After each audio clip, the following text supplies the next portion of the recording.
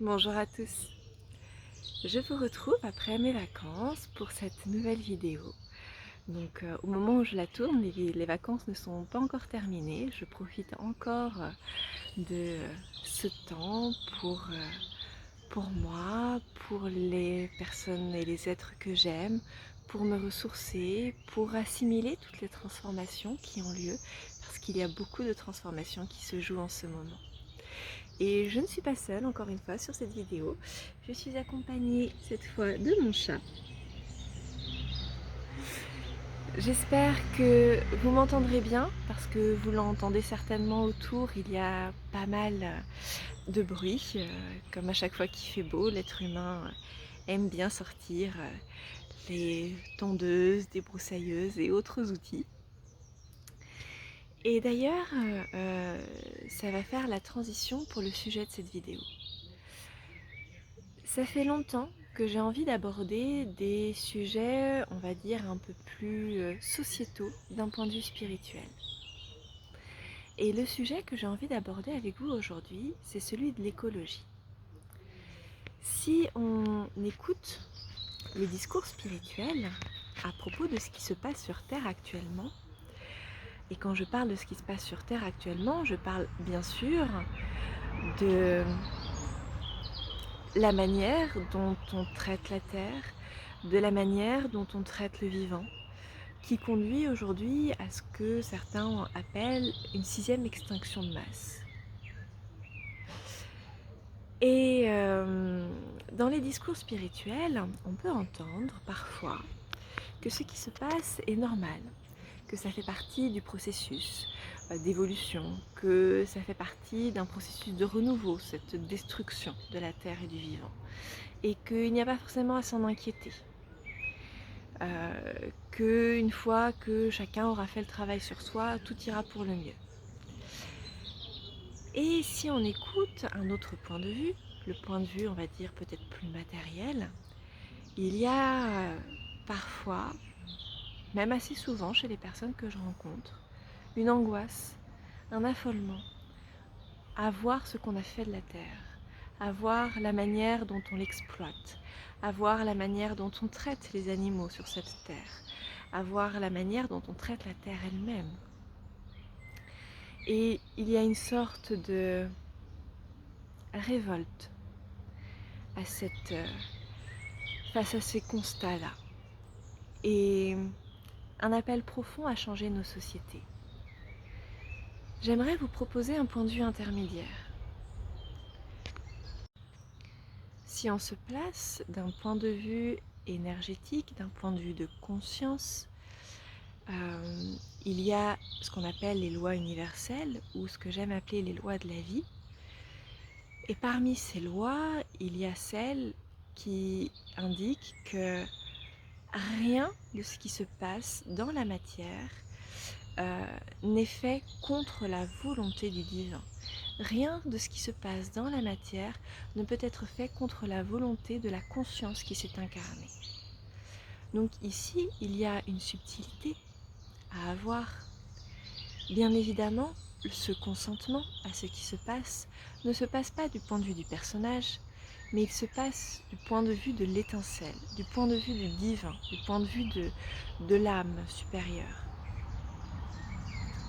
Et de ce point de vue-là, tout ce qui se passe a été consenti et fait effectivement partie d'un plan divin.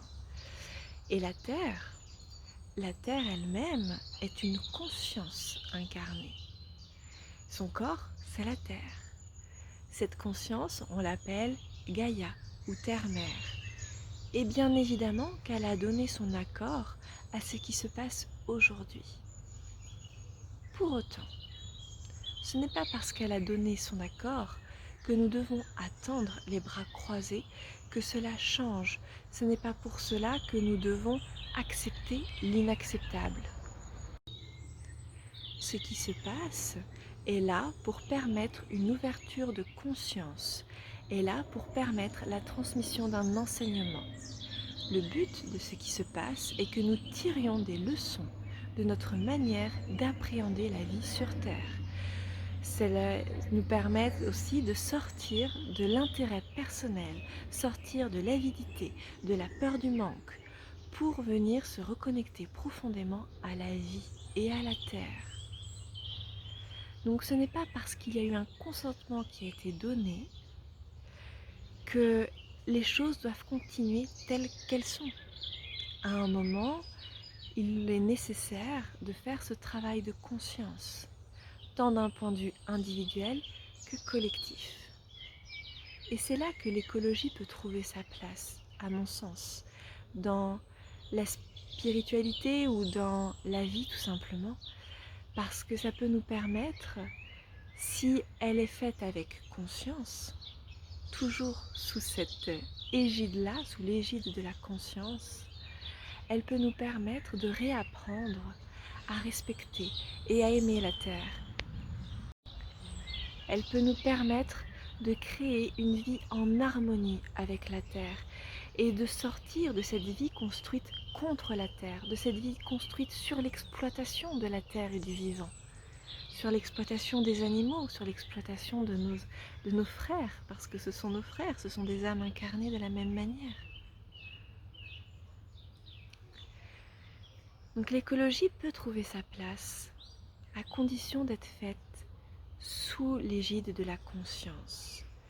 Si elle naît depuis un espace de peur, d'angoisse, comme beaucoup le ressentent aujourd'hui, ce qui est tout à fait compréhensible, eh bien, elle continuera à perpétuer les défauts de ce monde.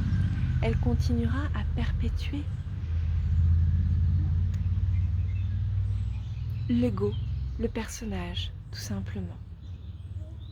Alors que si on apprend à intégrer une conscience écologique, une conscience de la terre, une conscience de la vie, eh bien on va pouvoir créer un monde qui sera basé sur le respect et l'harmonie.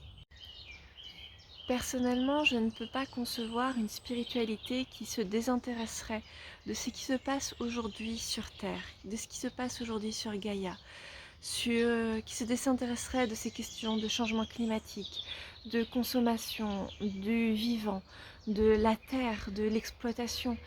Ce sont des questions dont la spiritualité, pour moi, doit s'emparer. Et la spiritualité et l'écologie pourraient ensemble permettre de repenser profondément nos modes de vie, notre rapport à la vie et notre société, notre façon de vivre ensemble, parce que c'est ça la société, c'est vivre ensemble. Et vivre ensemble avec notre environnement, avec Gaïa qui nous prête son corps pour que nous puissions expérimenter la vie, avec chacun de nos frères, de chacun des règnes, que ce soit du règne végétal, animal ou minéral encore une fois. Et j'avais envie de faire cette vidéo parce que je vois depuis quelques années maintenant un mouvement écologique qui est issu du personnage. Il est issu du personnage parce qu'il cherche plutôt à maintenir les conditions de vie actuelles, à maintenir le confort et les illusions du personnage, plutôt que de venir questionner profondément notre rapport au monde, à la vie, à nous-mêmes, et de questionner notre manière de vivre ensemble. Et je pense que c'est vraiment en apportant ces questions, peut-être d'ordre un peu plus spirituel, dans cet aspect écologique, que nous pourrons réinventer notre manière de vivre, que nous pourrons tirer les leçons de l'enseignement qui nous est transmis en ce moment, que nous pourrons apprendre à sortir véritablement de nos personnages pour entrer dans ce qu'on attend depuis si longtemps, ce qu'on appelle la 5e dimension. Voilà, j'espère que cette vidéo vous aura plu et je vous dis à bientôt.